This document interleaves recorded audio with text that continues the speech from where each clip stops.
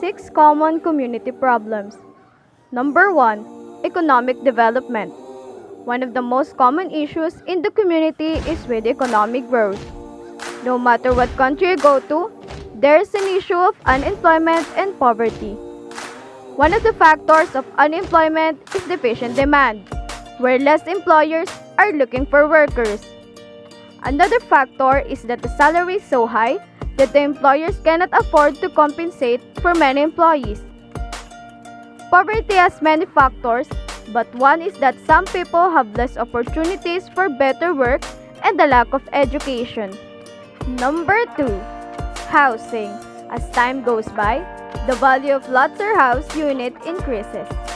However, there are also a lot of families with extremely low income that it requires for affordable house units.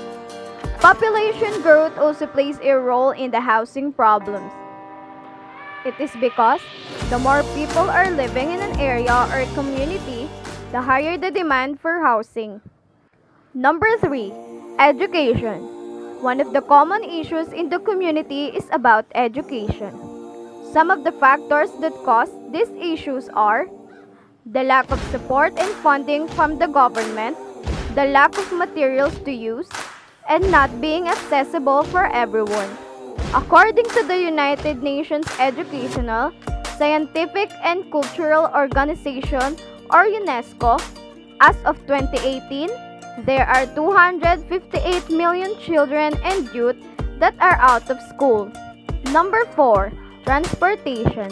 Traffic congestion is the most common issue when it comes to transportation.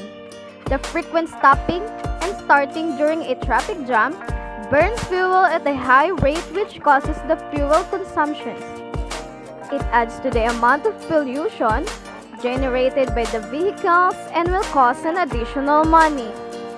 Another issue is public transportation.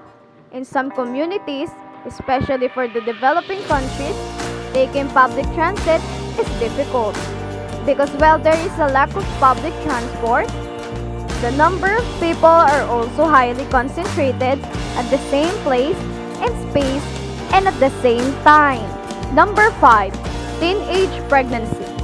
Teenage pregnancy is a common health issue that mostly occurs in marginalized communities. One factor of this is the lack of sexual education and guidance to young people. Some communities are conservative that this topic becomes a taboo.